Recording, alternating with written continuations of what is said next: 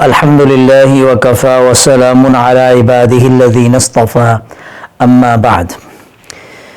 عشرہ مبشرہ وہ 10 اصحاب کہ جن کو اللہ کے رسول صلی اللہ علیہ وسلم نے خصوصیت کے ساتھ جنت کی خوشخبری سنائی ہے۔ حدیث اس سے پہلے ایک ذکر ہو چکی ہے کہ حضرت عبد الرحمن بن عوف رضی اللہ عنہ سے ایک روایت ہے کہ وہ حضرت صلی اللہ علیہ وسلم سے روایت کرتے ہیں کہ آپ صلی اللہ علیہ وسلم نے فرمایا کہ ابو بکر جنتی ہیں، عمر جنتی ہیں، عثمان جنتی ہیں، علی جنتی ہیں، طلحہ جنتی ہیں، زبیر جنتی ہیں، عبد الرحمن بن عوف جنتی ہیں، سعد بن ابی وقاص جنتی ہیں، اور سعید بن زید جنتی ہیں، اور ابو عبیدہ بن الجراح جنتی ہیں رضی اللہ عنہم۔ کہ یہ 10 حضرات کو خصوصیت کے ساتھ آپ صلی اللہ علیہ وسلم نے، کیونکہ یہ اعلان وحی کے ذریعے اللہ تعالیٰ کی طرف سے اطلاع اور اس کے حکم سے ہی تھا، تو جمہور علماء اہل سنت نے حضور صلی اللہ علیہ وسلم کے اس ارشاد سے یہ سمجھا کہ یہ 10 حضرات باقی اصحاب کرام اور پوری امت میں افضل ہیں، اگرچہ ان کے علاوہ اور بھی بہت سے حضرات کے جنتی ہونے کی حضور صلی اللہ علیہ وسلم نے مختلف مواقع پر اطلاع دی ہے، لیکن ان 10 حضرات کو ان تمام حضرات پر جو فوقیت حاصل و فضیلت حاصل ہے۔ پھر ان 10 حضرات میں بھی 4 خلفائے راشدین، پھر ان کو فضیلت ہے، پھر ان خلفائے راشدین میں بھی سب سے افضل سیدنا حضرت ابو بکر صدیق رضی اللہ عنہ ہیں۔ تو ان 10 حضرات کے لیے آپ صلی اللہ علیہ وسلم نے خصوصیت کے ساتھ جنت، دنیا میں ہی جنت کی خوشخبری سنائی۔ ان 10 حضرات میں سے 4 جو خلفائے راشدین ہیں ان کے متعلق کچھ فضائل اور مناقب ذکر ہوئے، اور آج 5ویں صحابی ہیں حضرت طلحہ ابن عبید اللہ رضی اللہ عنہ۔ حضرت جابر رضی اللہ عنہ سے روایت ہے کہ رسول اللہ صلی اللہ علیہ وسلم نے طلحہ ابن عبید اللہ کو دیکھ کر فرمایا کہ جس کے لیے یہ بات خوشی اور مسرت کا باعث ہو کہ وہ کسی ایسے شہید کو دیکھے جو زمین پر چل پھر رہا ہو تو وہ طلحہ ابن عبید اللہ کو دیکھ لے۔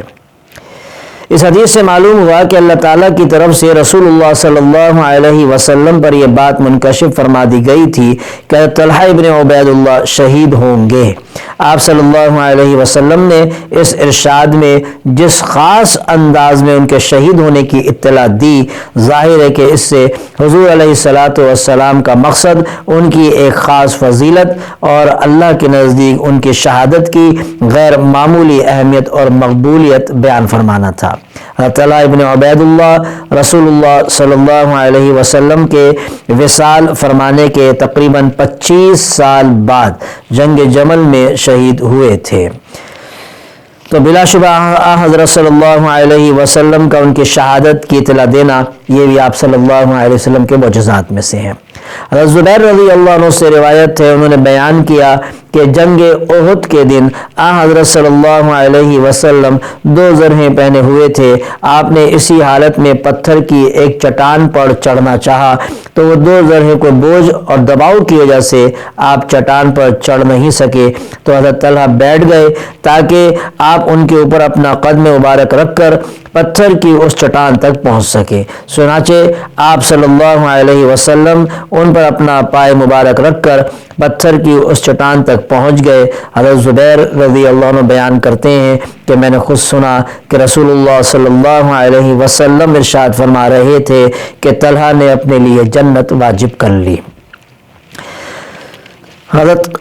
قیس ابن ابی حازم رضی اللہ عنہ سے روایت ہے، انہوں نے بیان کیا کہ میں نے طلحہ رضی اللہ عنہ کا ہاتھ دیکھا کہ وہ شل ہو چکا تھا۔ انہوں نے غزوہ احد میں رسول اللہ صلی اللہ علیہ وسلم کو اس ہاتھ کے ذریعے دشمن کے تیروں کا نشانہ بننے سے بچایا تھا۔ جنگ احد کے دن ایسا بھی ایک وقت آیا ہے کہ دشمن لشکر کے 3 تیر اندازوں نے خصوصیت سے رسول اللہ صلی اللہ علیہ وسلم کو اپنے تیروں کا نشانہ بنا کر شہید کرنا چاہا تھا، تو اس وقت جب کہ حضرت صلی اللہ علیہ وسلم پر تیروں کی بوچھاڑ ہو رہی تھی، حضرت طلحہ ابن عبید اللہ نے اپنے سپر ڈھال کے ذریعے حضور صلی اللہ علیہ وسلم کو بچانے کی کوشش کی۔ اسی حال میں ہاتھ ایسا زخمی ہوا کہ اس ڈھال اسے پر ہاتھ سے گر گیا، تو انہوں نے خود اپنی ذات اور اپنے پورے جسم کو، خاص طور سے اپنے دونوں ہاتھ کو ڈھال بنا لیا اور حضور کی طرف آنے والے ہر تیر کو اپنے اوپر لیتے تھے۔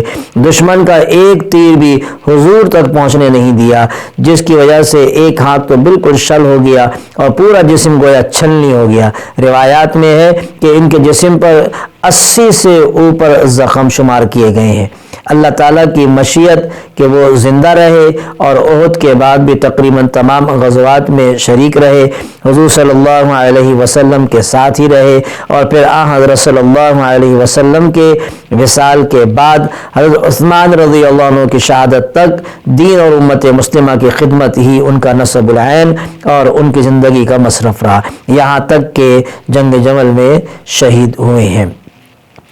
طلحہ رضی اللہ عنہ ایک تاجر تھے اور تجارت کی غرض سے دوسری جگہ پہ گئے ہوئے تھے جہاں ان کو آپ صلی اللہ علیہ وسلم کی نبوت کا پتہ چلا۔ پھر یہ تلاش کرتے ہوئے پہنچے اور آپ سے ہم سے ملاقات کی، یہاں تک کہ جب ایمان لے آئے تو پھر حال یہ ہوا کہ ان کے گھر والے ان کے مخالف ہو گئے، جیسے اور صحابہ کے ساتھ بھی ہوا، یا ان کی والدہ تک ان کے مخالف ہو گئیں اور ان پر ظلم کیا جانے لگا۔ ظلم سہتے تھے لیکن اسلام کو نہیں چھوڑتے تھے۔ ایک صاحب بیان کرتے ہیں، ایک راوی ہیں، وہ بیان یوں کرتے ہیں کہ میں اسلام لانے سے، بعد میں وہ صحابی ہوئے، کہ میں اسلام لانے سے پہلے مکے آیا حج کے لیے، پہلے بھی حج ہوتا تھا، اپنے انداز سے ہوتا تھا، تو حج کے لیے آیا تو صفا مروہ پہ میں نے دیکھا کہ ایک شخص کے ہاتھ پیر بندھے ہوئے ہیں، اس کو گھسیٹا جاتا ہے، مارا جاتا ہے، اور ایک بوڑھی عورت اس کے ساتھ ساتھ چلتی ہے۔ میں لوگوں سے پوچھا کہ یہ کون ہے، تو بتانے والوں نے بتایا یہ طلحہ ابن عبید اللہ ہے کہ یہ اپنا مذہب چھوڑ کر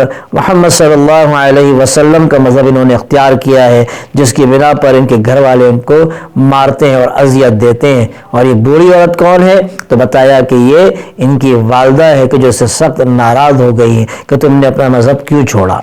تو بہت اذیت انہوں نے سہی، جیسے اور صحابہ نے بھی ہے، اور کافی اذیت میں رہے، کافی تکالیف میں رہے، ظلم ان پر بہت ہوا، بالآخر اسلام کے لیے کافی کام کیا اور اللہ نے ان سے بڑا کام لیا۔ مدینے میں ہجرت کے بعد آپ صلی اللہ علیہ وسلم نے جتنے غزوات میں شرکت کی، حضرت طلحہ بھی اس میں شریک ہوئے ہیں، اور غزوہ احد میں جیسا کہ یہاں ذکر ہوا حضرت طلحہ نے بڑے زبردست کارنامے انجام دیے، اور اس کے بعد جو ہے وہ اس کے بعد بھی غزوات میں شریک رہے ہیں۔ ان کے گھر بیوی بچوں سے آپ صلی اللہ علیہ وسلم بے انتہا محبت فرمایا کرتے تھے، ایک دوسرے گھر میں آنا جانا بھی ہوتا تھا۔ آپ صلی اللہ علیہ وسلم ان سے بھی، ان کی بیوی بچوں سے بھی محبت کرتے تھے، وہ بھی محبت فرمایا کرتے تھے۔ تو بہرحال حضرت طلحہ رضی اللہ عنہ بھی عشرہ مبشرہ میں سے ہیں، اور ان کے لیے اللہ کے رسول صلی اللہ علیہ وسلم نے دنیا میں ہی جنت کی بشارت دے دی ہے کہ طلحہ ابن عبید اللہ کہ یہ جنتی ہیں، کہ جن کو جنت کی بشارت دی گئی، جہاں اور 10 صحابہ میں سے یہ 5ویں صحابی ہیں۔ پھر انشاءاللہ اس کے بعد 6 صحابی کا ذکر ہوگا۔ تو عشرہ مبشرہ جو 10 اصحاب ہیں ان میں سے طلحہ ابن عبید اللہ یہ 5ویں صحابی ہیں۔ اللہ تعالی ہم سب کو صحیح سمجھ اور ان تمام اصحاب سے سچی محبت ہے وہ عطا فرمائے۔ وآخر دعوانا ان الحمدللہ رب العالمین۔